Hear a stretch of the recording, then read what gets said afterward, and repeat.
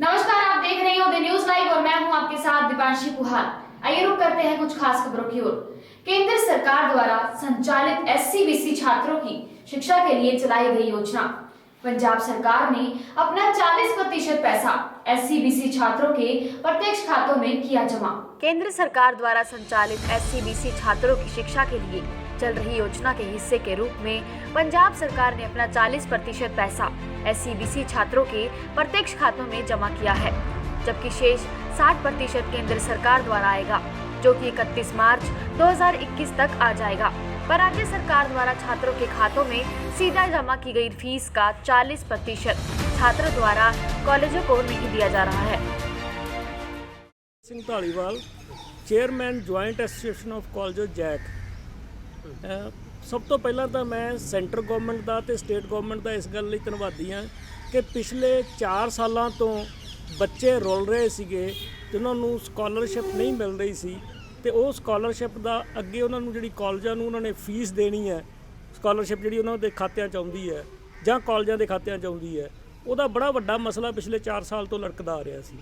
पर हुण इस समय जिहड़ा हैगा स्टेट गवर्नमेंट ने पहल करदिਆਂ होइਆਂ आपदा जिहड़ा न्यू पॉलिसी मुताबक 40% का हिस्सा जिहड़ा हैगा वो डायरैक्ट स्टूडेंट्स के खात्यां विच जिहड़ा हैगा वो फीस के रूप में पा दिता ते 60% जिहड़ा हिस्सा हैगा वो सेंटर गवर्नमेंट का जिहड़ा होना वो भी 31 मार्च तक आ जाना। 2021 का मसला जिहड़ा हैगा वो विद्यार्थियों का बहुत वधिया तरीके नाल हल हो गया, जिहड़ा असीं पिछले लंबे समय तो विद्यार्थियों लई लड़ाई लड़ रहे सी असीं सारे कॉलेज वालों जैक वालों। इस तो बाद जिहड़ा हैगा 16 17 17 18 18 19 का पैसा भी असीं रिक्वेस्ट करते हैं ये भी वो भी बच्चे ताकि रुल ना, उन्होंने किसी तरह के उन्होंने भविख नूं खतरा ना होवे, उन्होंने कोई डिग्रियां नूं प्रॉब्लम ना आवे, वो पैसा भी जिहड़ा हैगा जल्दी तो जल्दी सरकारां नूं रिलीज़ करना चाहिए हैगा। वो स्टेट गवर्नमेंट नूं आपदा हिस्सा ते सेंटर गवर्नमेंट नूं आपदा हिस्सा रिलीज़ करना चाहिए ते परंतु ये जिहड़ा डायरैक्ट क्योंकि पहलां जिहड़ी ये स्कॉलरशिप आ बच्चों की फीस के रूप च कॉलेजां के खात्यां विच जांदी सीगी, हुण जिहड़ा हैगा पॉलिसी चेंज होने करके डायरैक्ट ट्रांसफर स्टूडेंट्स के खात्यां विच होई है। इस करके स्टूडेंट्स नूं एक बहुत वड्डा जिहड़ा हैगा भंबल भूसा भी ये जिहड़ी फीस आ जिहड़ी आई है, पैसा जिहड़ा आया पता नहीं सानूं ये स्कॉलरशिप मिली है, असीं ये फीस नहीं देनी। इस करके मेरी ये सब तो पहला तो बेनती है जैक के सारे मैंबरस तरफों, सारे कॉलेज 1650 की तरफों कि बच्चों नूं इस दुविधा विच नहीं रहना चाहिए। ये सरकारां ने जिहड़ा हैगा ये बच्चों नूं स्कॉलरशिप दित्ती है फीस भरन लई, ਉਹਦੇ ਵਿੱਚ ਕੁਛ ਹਿੱਸਾ ਜਿਹੜਾ ਹੈਗਾ ਉਹਨਾਂ ਦਾ ਮੇਨਟੇਨੈਂਸ ਦਾ ਵੀ ਹੁੰਦਾ, ਜਿਹਦੇ ਵਿੱਚ ਉਹਨਾਂ ਨੇ ਕੋਈ ਬੁੱਕਸ ਵਗੈਰਾ ਖਰੀਦਣੀਆਂ ਹੁੰਦੀਆਂ ਜਾਂ ਕੋਈ ਟਰਾਂਸਪੋਰਟ ਦੀ ਫੀਸ ਪੇ ਕਰਨੀ ਹੈ ਜਾਂ ਹੋਸਟਲ ਦੀ ਫੀਸ ਪੇ ਕਰਨੀ ਹੈ। ਪਰ ਬਾਕੀ ਦਾ ਜਿਹੜਾ ਹਿੱਸਾ ਉਹ ਅਕੈਡਮਿਕ ਫੀਸ ਪੇ ਕਰਨ ਲਈ ਹੁੰਦਾ, ਜਿਹੜਾ ਮੇਜਰ ਹਿੱਸਾ ਹੁੰਦਾ ਉਹਨਾਂ ਦਾ, ਤੇ ਉਸ ਹਿੱਸੇ ਨੂੰ ਬੱਚੇ ਨੂੰ ਜਿਹੜਾ ਹੈਗਾ ਉਹ ਕਾਲਜਾਂ ਦੀ ਜਿਹੜੀ ਹੈਗੀ ਆ ਫੀਸ ਪੇ ਕਰਨੀ ਚਾਹੀਦੀ ਹੈ ਤਾਂ ਕਿ ਆਪਦੇ ਭਵਿੱਖ ਨੂੰ ਖਤਰੇ ਵਿੱਚ ਨਾ ਪਾਉਣ, ਕਿਉਂਕਿ ਇੱਕ ਰਿਲੇਸ਼ਨ ਜਿਹੜਾ ਹੈਗਾ ਕਾਲਜਾਂ ਦਾ ਤੇ ਸਟੂਡੈਂਟ ਦਾ ਜਿਹੜਾ ਹੈਗਾ ਉਸ ਨੂੰ ਮੇਨਟੇਨ ਰੱਖਣ, ਜਿਹੜਾ ਵਿਦਿਆਰਥੀ ਦਾ ਤੇ ਅਧਿਆਪਕ ਦਾ ਰਿਸ਼ਤਾ ਉਹਨੂੰ ਮੇਨਟੇਨ ਰੱਖਣ, ਉਹ ਆਪਦਾ ਫਰਜ਼ ਨਿਭਾਉਣ। ਜਿਹੜਾ ਤੁਸੀਂ ਸਟੈਪ ਆ ਕੇਂਦਰ ਸਰਕਾਰ ਦਾ, ਇਸ ਨੂੰ ਵਧੀਆ ਮੰਨਦੇ ਹੋ ਕਿ ਜਿਹੜਾ ਸਿੱਧੀ ਡਾਇਰੈਕਟ ਸਟੂਡੈਂਟਸ ਦੇ ਖਾਤਿਆਂ ਦੇ ਵਿੱਚ ਪੇਮੈਂਟ ਫੀਸ ਪਾਈ ਗਈ ਆ ਸਕੋਲਰਸ਼ਿਪ ਦੀ, ਤੁਸੀਂ ਵਧੀਆ ਮੰਨਦੇ ਹੋ ਇਸ ਫੈਸਲੇ ਨੂੰ? ਨਹੀਂ ਦੇਖੋ ਜੀ, ਵੈਸੇ ਤਾਂ ਜਿਹੜਾ ਹੈਗਾ ਓਵਰਆਲ ਜੇ ਦੇਖੀਏ ਤਾਂ ਇਹ ਬਹੁਤ ਵਧੀਆ ਸਟੈਪ ਆ, ਕਿਉਂਕਿ ਜਦੋਂ ਦਾ ਇਹ ਡਾਇਰੈਕਟ ਟਰਾਂਸਫਰ ਹੋਣਾ ਸ਼ੁਰੂ ਹੋਇਆ, ਜਿਹੜਾ ਐਂਡ ਯੂਜ਼ਰ ਆ ਉਹਨੂੰ ਇਹ ਜਾਣਾ ਸ਼ੁਰੂ ਹੋਇਆ। ਇਹ ਐਤਕੀ ਪਹਿਲੀ ਵਾਰੀ ਕੀ ਹੈ 2021 ਦੇ ਐਂਡ ਤੇ ਆ ਰਿਹਾ, ਤਾਂ ਕਰਕੇ ਪ੍ਰੋਬਲਮ ਹੈ ਕਿ ਕਰੋਨਾ ਕਰਕੇ ਸੀ। ਨਹੀਂ ਤਾਂ ਬੱਚੇ ਨੂੰ ਜਦੋਂ ਉਹਨੇ ਦਾਖਲਾ ਲੈਣਾ, ਜੇ ਉਹਨੂੰ ਪਹਿਲਾਂ ਆਪਦੇ ਖਾਤੇ 'ਚ ਪੈਸੇ ਆ ਜਾਣਗੇ ਤਾਂ ਉਹਨੂੰ ਦਾਖਲਾ ਲੈਣ ਤੋਂ ਪਹਿਲਾਂ ਉਹਨੂੰ ਫੀਸ ਭਰਨੀ, ਜਿਵੇਂ ਕਿ ਮਤਲਬ ਕਿ ਹੁਣ ਜਿਹੜੀ ਪ੍ਰੋਬਲਮ ਕੀ ਆ ਰਹੀ ਹੈ, ਬੱਚਿਆਂ ਨੂੰ ਐਂ ਲੱਗਦਾ ਵੀ ਐਸਸੀ ਬੱਚੇ ਦੇ ਪੈਸਾ ਬਾਅਦ 'ਚ ਖਾਤੇ 'ਚ ਆਇਆ, ਉਹਨੇ ਫੀਸ ਭਰਨੀ ਹੈ, ਜੇ ਉਹਨੂੰ ਟੀਚਰ ਕਹਿੰਦੇ ਆ ਵੀ ਭਾਈ ਤੁਸੀਂ ਫੀਸ ਭਰੋ, ਤੇ ਵਿਦਿਆਰਥੀਆਂ ਨੂੰ ਬੜੀ ਜਿਹੜੀ ਡਿਸਕ੍ਰਿਮੀਨੇਸ਼ਨ ਹੋ ਜਾਂਦੀ ਹੈ। ਤੇ ਬੱਚੇ ਨੂੰ ਜੇ ਪਹਿਲਾਂ ਹੀ ਫੀਸ ਆ ਜੂਗੀ ਡਾਇਰੈਕਟ ਆਪਦੇ ਪਾਕਟ ਵਿੱਚ ਆਪਦੇ ਖਾਤੇ ਵਿੱਚ, ਤਾਂ ਉਹ ਜਦੋਂ ਦਾਖਲਾ ਲੈਣਾ ਆਪਦੀ ਮਰਜ਼ੀ ਨਾਲ ਜਿਹੜੀ ਮਰਜ਼ੀ ਇੰਸਟੀਟਿਊਸ਼ਨ 'ਚ ਲਵੇ ਜਾ ਕੇ, ਉਹਦੇ ਲਈ ਬਹੁਤ ਵੱਡੀ ਸਹੂਲਤ। ਮੈਂ ਮਨਜੀਤ ਸਿੰਘ ਤੇ patron JAC joint association of colleges ਤੇ individually Doaba group of colleges ਦਾ ਮੈਂ ਚੇਅਰਮੈਨ। ਤੇ ਇਸ ਦੇ ਸੰਬੰਧ ਵਿੱਚ ਜਿਵੇਂ ਧਾਲੀਵਾਲ ਸਾਹਿਬ ਨੇ ਦੱਸਿਆ, ਬੜਾ ਕਲੀਅਰ ਕੀਤਾ ਇਹਨਾਂ ਨੇ ਕਿ ਐਕਚੁਅਲੀ ਇਹ 2 ਸੈਗਮੈਂਟ ਨੇ ਇਹਦੇ ਵਿੱਚ। ਇੱਕ 40% ਦਾ ਜਿਹੜਾ ਸੈਗਮੈਂਟ ਹੈ ਉਹਦੀ ਫੀਸ ਦਾ ਉਹ ਸਟੇਟ ਗਵਰਨਮੈਂਟ ਨੇ ਬੀਅਰ ਕਰਨਾ, ਤੇ 60% ਐਜ਼ ਪਰ ਪਾਲਿਸੀ ਜਿਹੜਾ ਉਹ ਸੈਂਟਰ ਗਵਰਨਮੈਂਟ ਨੇ ਪੇ ਕਰਨਾ। 40% ਵਾਲਾ ਪਾਰਟ ਜਿਵੇਂ ਧਾਲੀਵਾਲ ਸਾਹਿਬ ਦੱਸ ਚੁੱਕੇ ਆ ਕਿ ਅਸੀਂ ਸਟੇਟ ਗਵਰਨਮੈਂਟ ਨੇ ਆਪਣਾ 28 ਫਰਵਰੀ ਨੂੰ ਬੱਚਿਆਂ ਦੇ ਅਕਾਊਂਟਾਂ ਦੇ ਵਿੱਚ DBT ਮੋਡ ਦੇ ਵਿੱਚ ਪਾ ਦਿੱਤਾ ਹੋਇਆ। ਹੁਣ 60% ਵਾਲਾ ਵੀ ਜਿਹੜਾ ਹੈ ਉਹ ਫੋਲੋਇੰਗ ਆ ਰਿਹਾ, ਲੇਕਿਨ 40% ਵਾਲਾ ਪਾਰਟ ਜਿਹੜਾ ਜਿੰਨਾ ਚਿਰ ਤੱਕ ਬੱਚੇ ਉਹ ਦੇਣਗੇ ਨਹੀਂ, ਅਸੀਂ ਉਹਦੀ UC ਜਿਹੜੀ ਅੱਗੇ ਇਹਨਾਂ ਨੂੰ ਸਬਮਿਟ ਵੈਲਫੇਅਰ ਡਿਪਾਰਟਮੈਂਟ ਨੂੰ ਨਹੀਂ ਕਰਦੇ, ਇਹ ਅੱਗੇ ਸੈਂਟਰ ਗਵਰਨਮੈਂਟ ਨੂੰ ਨਹੀਂ ਕਰਦੇ, ਉਹ 60% ਬੱਚਿਆਂ ਦਾ ਨਹੀਂ ਹੋਣਾ। ਇਸ ਕਰਕੇ ਬੱਚਿਆਂ ਦੀ ਕਨਫਿਊਜ਼ਨ ਦੂਰ ਕਰਨੀ ਬਹੁਤ ਹੀ ਲਾਜ਼ਮੀ ਹੈ ਕਿ ਬੇਟੇ ਇਹ ਤੁਹਾਡਾ ਜਿਹੜਾ ਪਾਰਟ ਹੈਗਾ ਇਹ ਤੁਹਾਡੀ ਸਕੋਲਰਸ਼ਿਪ ਨਹੀਂ ਹੈ, ਮਿਸਨੋਮਰ ਆ, ਇਹ this is a fee part, ਔਰ ਇਹ ਫੀਸ ਪਾਰਟ ਤੁਸੀਂ ਆਪਣਾ ਜਮ੍ਹਾਂ ਕਰਾਉਣਾ ਇੰਸਟੀਟਿਊਸ਼ਨ ਨੂੰ। ਬੇਸ਼ੱਕ ਭਾਵੇਂ ਤੁਹਾਡੇ ਅਕਾਊਂਟ 'ਚ ਆ ਚੁੱਕਾ ਹੋਇਆ, ਜੇ ਤੁਸੀਂ ਉਹ ਪਾਓਗੇ ਤੁਸੀਂ ਡਿਫਾਲਟਰ ਨਹੀਂ ਹੋਵੋਗੇ। ਅੱਛਾ, ਉਹਨਾਂ ਨੂੰ ਇਨਸਟੀਗੇਟ ਕਰ ਰਹੀਆਂ ਕਈ ਐਸੋਸੀਏਸ਼ਨਸ ਵੀ ਕਰ ਰਹੀਆਂ, ਕਈ ਉਹ ਆਪ ਖੁਦ ਦੇ ਗੁੰਮਰਾਹ। ਇਹਦਾ ਜਿਹੜਾ ਰਿਪਰਕਸ਼ਨ ਜਿਹੜੀ ਹੈ, ਇਹਦੀ ਨੈਗੇਟਿਵ ਰਿਪਰਕਸ਼ਨ ਇਹ ਹੋਣੀ ਆ ਕਿ ਇੱਕ ਤਾਂ ਉਹਨਾਂ ਨੇ ਸਟਕ ਹੋ ਜਾਣਾ ਕਾਲਜ ਤੋਂ, ਜੇ ਨਹੀਂ ਫੀਸ ਜਮ੍ਹਾਂ ਕਰਾਉਂਦੇ। ਨੈਚੁਰਲੀ ਇਹ ਸੰਸਥਾ ਤਾਂ ਕਰੇਗੀ, ਉਹਨੂੰ ਐਗਜ਼ਾਮ ਦੇ ਵਿੱਚ ਉਹਨੂੰ ਪ੍ਰੋਬਲਮ ਆ ਜਾਣੀ ਜੇ ਫੀਸ ਨਹੀਂ ਜਮ੍ਹਾਂ ਕਰਾਈ ਉਹਨੂੰ। ਫਿਰ ਉਸ ਤੋਂ ਬਾਅਦ ਅੱਗੇ ਉਹਦਾ 60% ਅਜੇ ਸਟਿਲ ਉਹਦਾ ਜਿਹੜਾ ਉਹਦਾ ਕੈਰੀਅਰ ਦੇ ਵਿੱਚ ਅਗਲੀ ਫੀਸ ਅਜੇ ਆਉਣੀ ਹੈ ਜਿਹੜੀ ਸੈਂਟਰ ਗੌਰਮੈਂਟ ਵੱਲੋਂ ਆਉਣੀ ਹੈ। ਇਹ 40% ਦੀ ਅਪਰੋਪਰੀਏਸ਼ਨ ਕਲੀਅਰ ਹੋਏਗੀ ਤਾਂ 60% ਦੀ ਰਿਲੀਜ਼ ਹੋ ਕੇ ਤੇ ਫਿਰ ਉਹ ਉਹਨਾਂ ਨੂੰ ਮਿਲਦੀ ਹੈ। ਉਹਦੇ ਵਿੱਚ ਵੀ ਦੋ ਤਰ੍ਹਾਂ ਦੇ, ਜਿਵੇਂ ਧਾਲੀਵਾਲ ਸਾਹਿਬ ਨੇ ਦੱਸਿਆ ਬੜਾ ਕਲੀਅਰ ਹੈ, ਦੋ ਪਾਰਟ ਨੇ, ਮੇਨਟੇਨੈਂਸ ਹੈ, ਇੱਕ ਫੀਸ ਹੈ। ਤੇ ਮੇਨਟੇਨੈਂਸ ਪਾਰਟ ਉਹਦਾ ਹੀ ਹੈਗਾ, ਬਿਲਕੁਲ ਸੈਗਰੀਗੇਟ ਕੀਤਾ ਹੋਇਆ ਆਇਆ ਹੋਇਆ। ਬੱਚੇ ਨੂੰ ਪਤਾ, ਬੱਚਾ ਜਦੋਂ ਅਪਲਾਈ ਕਰਦਾ ਨਾ, ਬੱਚੇ ਕੋਲੋਂ ਹੀ ਆਪਾਂ ਅਪਲਾਈ ਕਰਾਉਂਦੇ ਇੰਸਟੀਟਿਊਸ਼ਨਸ, ਤੇ ਉਹ ਬਿਲਕੁਲ ਹੁੰਦਾ ਕਿ ਆਹ ਮੇਨਟੇਨੈਂਸ ਪਾਰਟ ਆ, ਆਹ ਮੇਰੀ ਫੀਸ ਹੈਗੀ ਹੈ, ਇਹ ਫੀਸ ਮੇਰੀ ਜਦੋਂ ਆਵੇਗੀ। ਈਵਨ ਲੈਟਰਸ ਜਿਹੜੀਆਂ ਵੈਲਫੇਅਰ ਡਿਪਾਰਟਮੈਂਟ ਵੱਲੋਂ ਸਾਡੇ ਕੋਲ ਨੇ ਔਰ ਕਲੀਅਰ ਹੈ, ਅਸੀਂ ਬੱਚੇ ਨੂੰ ਵੀ ਦਿਖਾਉਂਦੇ ਹਾਂ ਵੀ ਆਹ ਦੇਖੋ, ਉਹਨਾਂ ਨੇ ਇਹੀ ਕਿਹਾ ਕਿ ਜਦੋਂ ਪੈਸੇ ਤੁਹਾਡੇ ਅਕਾਊਂਟ 'ਚ ਹੋਣਗੇ ਤੁਸੀਂ ਆਪਣੇ ਪੈਸੇ ਜਿਹੜੇ ਆ ਇੰਸਟੀਟਿਊਸ਼ਨ ਨੂੰ ਜਮ੍ਹਾਂ ਕਰਾਉਣੇ ਨੇ, ਤੇ ਆਪਣਾ ਪਾਰਟ ਜਿਹੜਾ ਮੇਨਟੇਨੈਂਸ ਦਾ ਉਹ ਤੁਸੀਂ ਆਪਣੇ ਕੋਲ ਰੱਖੋ। ਦੇਖੋ, ਗੱਲ ਇਹ ਹੈ, ਪਹਿਲਾਂ ਵੀ ਕਮੇਟੀ ਵਾਲੇ ਆਏ ਸੀ, ਸਾਰੇ ਕਾਲਜਾਂ ਵਾਲੇ ਆਏ ਸੀ, ਉਹ ਵੀ ਖਦਸ਼ਾ ਜ਼ਾਹਰ ਕਰਦੇ ਸੀ ਕਿ ਸ਼ਾਇਦ ਸਾਨੂੰ ਬੱਚੇ ਲੈ ਜਾਂਦੇ ਨੇ। ਸਭ ਤੋਂ ਪਹਿਲਾਂ ਤਾਂ ਮੈਂ ਬੱਚਿਆਂ ਨੂੰ, ਬੱਚਿਆਂ ਦੇ ਮਾਪਿਆਂ ਨੂੰ ਤੇ ਕਾਲਜ ਵਾਲਿਆਂ ਨੂੰ ਵਧਾਈ ਦੇਣਾ ਚਾਹੁੰਦਾ ਕਿ ਜਿਹੜੀ ਇਹ ਸਕਾਲਰਸ਼ਿਪ ਦੀ ਸਕੀਮ ਸੀ 16-17 ਤੋਂ ਬਾਅਦ ਸੈਂਟਰ ਨੇ ਬੰਦ ਕਰਤੀ ਸੀ। 17, 18, 18, 19, 19, 20 ਦੇ ਪੈਸੇ ਕਿਸੇ ਨੂੰ ਮਿਲਿਆ ਨਹੀਂ, ਨਾ ਅਸੀਂ ਅੱਗੇ ਦਿੱਤੇ ਨੇ ਕਾਲਜ ਵਾਲਿਆਂ ਨੂੰ। ਔਰ ਦੂਸਰਾ, ਜਦੋਂ ਇਹ ਸਕੀਮ ਬੰਦ ਹੋ ਗਈ ਤਾਂ ਕੈਪਟਨ ਅਮਰਿੰਦਰ ਸਿੰਘ ਦੀ ਅਗਵਾਈ 'ਚ ਮੁੱਖ ਮੰਤਰੀ ਜੀ ਨੇ, ਸਾਰੀ ਕੈਬਨਿਟ ਨੇ ਫੈਸਲਾ ਕੀਤਾ ਕਿ ਸਾਡੇ ਪੰਜਾਬ ਦੇ ਬੱਚੇ ਗਰੀਬ ਨੇ, ਸਭ ਤੋਂ ਵੱਧ ਆਬਾਦੀ ਐਸਸੀ ਦੀ ਪੰਜਾਬ 'ਚ ਆ, ਅਸੀਂ ਸਕੀਮ ਇਹ ਬੰਦ ਨਹੀਂ ਹੋਣ ਦੇਣੀ। ਔਰ ਕੈਬਨਿਟ 'ਚ ਫੈਸਲਾ ਲੈ ਕੇ ਅਸੀਂ ਸਕੀਮ ਜਿਹੜੀ ਹੈ ਆਪ ਬਾਬਾ ਅੰਬੇਦਕਰ ਸਾਹਿਬ ਜੀ ਦੇ, ਡਾਕਟਰ ਸਾਹਿਬ ਦੇ ਨਾਂ 'ਤੇ ਸਕਾਲਰਸ਼ਿਪ ਸਟੇਟ ਨੇ ਚਲਾ ਦਿੱਤੀ ਕਿ ਹਿੰਦੁਸਤਾਨ ਦੀ ਸਰਕਾਰ ਮੋਦੀ ਦੀ ਭੱਜ ਗਈ, ਸੈਂਟਰ ਦੀ, ਤੇ ਕੈਪਟਨ ਦੀ ਸਰਕਾਰ ਨਹੀਂ ਭੱਜੇਗੀ, ਗਰੀਬਾਂ ਵਾਸਤੇ ਅਸੀਂ ਚਾਲੂ ਕਰ ਦਿੱਤੀ। ਔਰ 1 ਮਹੀਨੇ ਤੋਂ ਬਾਅਦ ਮੇਰੇ ਖਿਆਲ ਉਹਨਾਂ ਨੂੰ ਦਿਮਾਗ 'ਚ ਆਇਆ ਕਿ ਸਾਡੀ ਤਾਂ ਬੜੀ ਭਾਰੀ ਬਦਨਾਮੀ ਹੋ ਗਈ ਪੂਰੇ ਦੇਸ਼ 'ਚ, ਹਿੰਦੁਸਤਾਨ ਦੀ ਸੈਂਟਰ ਦੀ ਸਰਕਾਰ ਭੱਜ ਗਈ ਤੇ ਸਟੇਟ ਨੇ ਆਪਣੀ ਚਾਲੂ ਕਰ ਦਿੱਤੀ ਸਕੀਮ। ਉਹਨਾਂ ਨੇ ਦੁਬਾਰਾ 2021 ਤੋਂ 2021 ਦੀ ਸਕੀਮ ਦੁਬਾਰਾ ਚਾਲੂ ਕਰ ਦਿੱਤੀ। ਔਰ ਜਿਹੜਾ ਪਹਿਲਾਂ 90% ਦੀ ਸ਼ੇਅਰ ਸੈਂਟਰ ਦੀ ਸਰਕਾਰ ਹੁੰਦਾ ਸੀ, 10% ਸਟੇਟਾਂ ਦਾ ਹੁੰਦਾ ਸੀ, ਪੰਜਾਬ ਦਾ ਵੀ ਇਹੀ ਸੀ, ਪਰ ਹੁਣ ਉਹਨਾਂ ਨੇ 40% ਸਟੇਟਾਂ ਦਾ ਔਰ 60% ਸੈਂਟਰ ਦਾ। ਮੈਂ ਇਸ ਗੱਲ ਦੀ ਮੁਬਾਰਕ ਵੀ ਦੇਣੀ ਚਾਹੁੰਦਾ ਕਿ ਪੂਰੇ ਦੇਸ਼ ਕਿਸੇ ਸਟੇਟ ਨੇ, ਕਿਸੇ ਸੂਬੇ ਨੇ ਹੁਣ ਤੱਕ ਪੈਸੇ ਨਹੀਂ ਪਾਏ ਬੱਚਿਆਂ ਦੇ ਖਾਤੇ 'ਚ। ਪਹਿਲਾਂ ਕਾਲਜਾਂ ਨੂੰ ਸਿੱਧੇ ਜਾਂਦੇ ਸੀ, 500 ਬੱਚੇ ਦਾ, 200 ਬੱਚੇ ਦਾ, 300 ਬੱਚੇ ਦਾ ਸਿੱਧੇ ਕਾਲਜਾਂ ਦੇ ਖਾਤੇ ਜਾਂਦੇ ਸੀ। ਔਰ ਹੁਣ ਸੈਂਟਰ ਦਾ ਫੈਸਲਾ ਕਿ ਸਿੱਧੇ ਬੱਚਿਆਂ ਦੇ ਖਾਤੇ ਜਾਣ।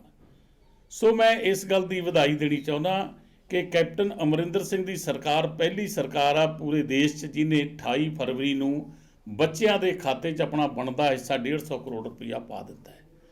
ਔਰ ਦੂਸਰੀ ਗੱਲ ਜਿਹੜੀ ਤੁਸੀਂ ਕਹਿ ਰਹੇ ਹੋ ਕਿ ਬੱਚੇ ਹੁਣ ਅੱਗੇ ਜੋ ਸ਼ਿਕਾਇਤ ਆਈ ਹੈ ਕਿ ਬੱਚੇ ਸਮਝਦੇ ਨੇ ਕਿ ਸਾਨੂੰ ਸਿੱਧੇ ਪੈਸੇ ਉਹੀ ਮਿਲ ਗਏ, ਇਹ ਉਹੀ ਪੈਸੇ ਨਹੀਂ।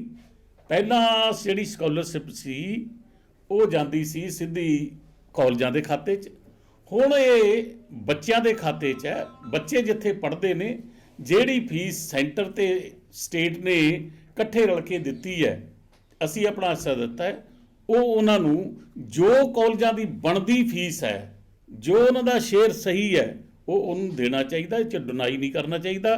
ਅਗਰ ਇਹ ਝਗੜੇ 'ਚ ਪੈਣਗੇ, ਮੈਂ ਸਮਝਦਾ ਬੱਚਿਆਂ ਦਾ ਵੀ ਨੁਕਸਾਨ ਹੋ ਸਕਦਾ। ਪੜ੍ਹਾਈ ਜਾਏਗੀ, ਅੱਗੇ ਨੂੰ ਉਹ ਦਾਖਲਾ ਨਹੀਂ ਦੇਣਗੇ। ਜੇ ਆਪਾਂ ਪੜ੍ਹਾਈ ਕਰਕੇ पैसे देने वाली भज्जिए, फीस देने वाली भज्जिए जायज नहीं हुए। पश्चिम बंगाल के चुनाव प्रभारी व भाजपा के राष्ट्रीय महासचिव कैलाश विजयवर्गीय का ममता बनर्जी को लेकर बड़ा बयान।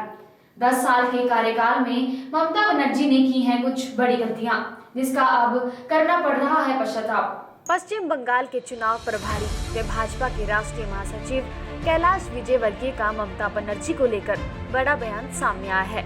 10 साल के कार्यकाल में ममता बनर्जी ने की ऐसी बड़ी गलतियां, जिसका अब करना पड़ रहा है पश्चाताप। अपने 10 साल के शासनकाल में पश्चिम बंगाल में किए गए कामों को गिनाने की बजाय ममता बनर्जी कर रही है नौटंकी।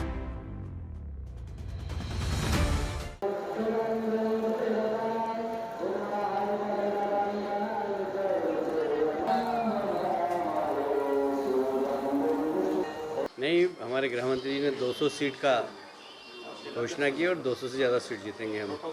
अब 10 साल की कोई मुख्यमंत्री अपना परिचय अब 10 साल बाद दे रही है, तो आप समझ सकते हैं कि ऐसी कुछ गलती की होगी उन्होंने, जो उनको पश्चाताप करना पड़ रहा है। एक समय था कि वो हिजाब पहनकर इंशाअल्लाह और अल्लाह अकबर करती थी, और अब उनको लगा कि हमसे भूल हुई, तो अब वो पश्चाताप कर रही हैं। 10 साल बाद कोई मुख्यमंत्री कहे कि मैं ब्राह्मण हूँ, मैं बंगाल की बेटी हूँ, क्या करने की जरूरत है? अभी तो उनको काम गिनाना चाहिए अपने, कि भाई मैंने ये काम किया 10 साल में, ये काम किया, इतने लोगों को रोज़गार पे लगाया, इतनी इंडस्ट्री खोली, लैंड ऑर्डर ठीक किया, प्रदेश का ऐसे विकास किया। वो तो कुछ किया नहीं उन्होंने। और अब ऐसे इमोशनल मुद्दों पे, जैसे कल गिर गई वो और कह दिया कि मुझ पर हमला हो गया, लोगों की संवेदनाएं समेटने के लिए सिर्फ नौटंकी कर रही है मुझे लगता है। और काफ़ी चीज़ें सामने आ गई है कि वह कोई हमला नहीं था, एक दुर्घटना थी। वो उनको ही भारी पड़ गया। नंदीग्राम के लोग कह रहे हैं कि आप तो बाहरी हैं, शुभेंदु हमारी भूमि पुत्र है, हमारी माटी का बेटा है। तो जो बाहरी का आरोप वो प्रधानमंत्री जी पर सब पे लगाती थी, अब वो उसका जवाब नहीं देते बन रहा उनसे नंदीग्राम में। तो इसलिए नंदीग्राम में उनकी ज़मीन खिसक गई, वो हार रही हैं, और इसीलिए उन्होंने ये दुर्घटना जो हुई है उसको ये करार करने की कोशिश की कि मुझ पर हमला हो। देखिए, कांग्रेस की जो पॉलिसी है वो सिर्फ कुर्सी है, आइडियोलॉजी नहीं है। कांग्रेस बंगाल के अंदर सीपीएम से सामने आमने यहाँ गठबंधन करती है, केरल में आमने सामने लड़ रहे हैं। केरल से जब यहाँ पर आता है तो आदमी कांग्रेस को, सरकार को, सीपीएम का नेता गाली देता हुआ आता है। बंगाल में आता है तो गले में हाथ डाल लेता है, सीपीएम को दोनों मिलकर टीएमसी को गाली देते हैं। दिल्ली आते हैं तो तीनों आपस में गठबंधन कर देते हैं। तो विपक्ष अभी जो है वो बहुत ही गैर जवाबदार, कोई उनकी आइडियोलॉजी नहीं, सिर्फ मोदी जी का विरोध करना, इसी से विपक्ष चल रहा है। पंजाब में चोरों के हौसले दिन प्रतिदिन बढ़ते जा रहे हैं। लुटेरे पुलिस से बेखौफ होकर लूटपाट जैसी घटनाओं को दे रहे हैं अंजाम। पंजाब के जिला फिरोजपुर में चोरों के हौसले दिन ब दिन बढ़ते जा रहे हैं। आए दिन लुटेरों पुलिस से बेखौफ होकर लूटपाट जैसी घटनाओं को अंजाम दे रहे हैं। एक मामला सामने आया है फिरोजपुर के कस्बा जीरा से, जहां दिन के उजाले में चोर एक घर में दाखिल होकर लाखों रुपए का सामान ले रफू चक्कर हो गया। इससे संबंधित जानकारी देते हुए घर के मालिक डॉक्टर प्रबोध सिंह ने बताया कि वह एक होम्योपैथिक डॉक्टर है और उनका जीरा शहर में क्लिनिक है, और उनकी पत्नी सरकारी स्कूल में टीचर है, और वो दोनों अपने काम पर चले जाते हैं। मैं प्रभजोत सिंह, मेरा होम्योपैथिक क्लिनिक है बाजार साफा जीरा। साडा घर जिहड़ा अमन नगर, अमन विजन के सामने फिरोजपुर रोड ते है। तो साडे घरे अज तकरीबन 10:30 तो 3 दे विच इत्थे चोरी हुई है। क्योंकि असी घरों बाहर सीगे, मैं अपने क्लिनिक ते सी ते वाइफ स्कूल दे विच सीगे, ते चोरां ने पिछों दी आके पौड़ियां थल्ले उतर के जिहड़ा कूलर दा स्लॉट है जिथे उहदी ग्रिल ते जाली पट के ते जिहड़ी गौडरी दी अलमारी है उहदा लॉक, उहदी सेफ तोड़ के तकरीबन 8-10 तोले सोना ते लाख रुपया नकद कैश ते ATM कार्ड वगैरह वो लै गए। तो पुलिस ने बड़ा टाइमली साढ़े कोल पहुँच के तफ्तीश शुरू की है, तो उन्हों की तफ्तीश मैनू लगता किसी सिट्टे ते पहुँचती लगती है। उन्होंने आले दुआले के जोड़े कैमरे ने उन्होंने CCTV फुटेज उन्होंने खंगाली है, तो वो कुछ क्लू मिले है। तो मैं उन्होंने तफ्तीश तो पूरी तरह संतुष्ट हाँ। FIR लॉज हो गई है, तो मैनू पुलिस ते पूरा भरोसा है।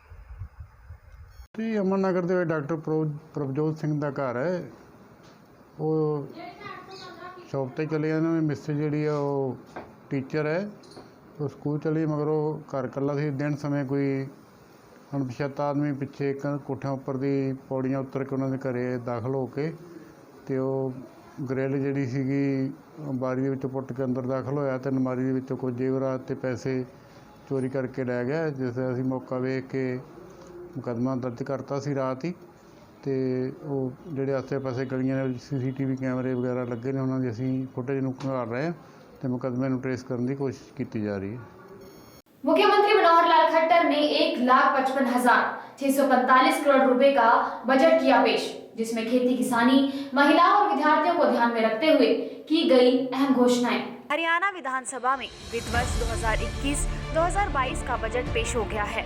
मुख्यमंत्री मनोहर लाल खट्टर ने 1,55,645 करोड़ रुपए का बजट पेश किया, जिसमें खेती किसानी, महिलाओं और विद्यार्थियों को ध्यान में रखते हुए कई अहम घोषणाएं की गई हैं। मुख्यमंत्री मनोहर लाल खट्टर ने कहा कि कोरोना काल में दान करने के लिए पेंशन भोगियों, विधायकों और सांसदों का दिल से आभार है। साथ ही कहा कि प्रदेश की अर्थव्यवस्था को मजबूत बनाना हमारी सरकार का एक मुख्य लक्ष्य रहेगा।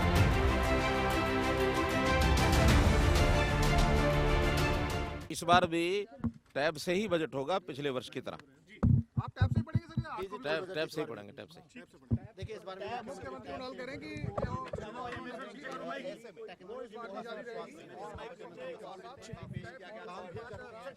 कैसा बजट रहेगा सर? देखिए आप लोग जो कुछ मुझे संदेश दे के भेजेंगे उसी प्रकार का बजट में पढ़ दूंगा। फिर प्रदेश की जनता को क्या मिलेगा? एक शब्द क्या है आपकी तरफ से जो आज का इस बजट को परिभाषित कर एक लाइन में बता दीजिए सर। जितना इसके बारे में कहा जाना चाहिए था वो पहले कहा जा चुका है। इसके बाद जो कहना होगा वो आपको बुला करके तुरंत बाद बताऊंगा। एक लाइन में कुछ कह दीजिए, एक लाइन में। बजट बहुत अच्छा होगा और आज का ये बजट देश की 75वीं स्वतंत्रता की जो वर्षगांठ है उसको समर्पित होगा। मध्य प्रदेश से हैरान कर देने वाली घटना आई सामने, जहां भाई ने कर डाला अपने जीजा की गर्दन को धड़ से अलग। आइए जानते हैं क्या है ये पूरा मामला। मध्य प्रदेश में हैरान कर देने वाला मामला सामने आया। एक शख्स की कटी हुई गर्दन लेकर थाने पहुंचा। यह दिल दहला देने वाली घटना जबलपुर के तिलवारा थाना क्षेत्र की है, जहां एक शख्स ने अपने जीजा की कुल्हाड़ी से काटकर हत्या कर दी। ये शख्स अपनी बहन की लव मैरिज से नाराज था। दरअसल पूरी वारदात जबलपुर थाना क्षेत्र की है। यहाँ बहन को एक युवक से प्यार हो गया और दोनों ने घर से भागकर शादी भी कर ली, लेकिन इस बात का पता जैसे ही भाई को हुआ तो वह आग बबूला उठा। इसके बाद गुस्साए भाई ने ना आप देखा ना ताप और अपने ही जीजा पर बीच बाजार में ही हमला कर दिया। फिलहाल के लिए बस इतना ही, फिर मिलेंगे आपसे कुछ नई खबरों के साथ। नमस्कार।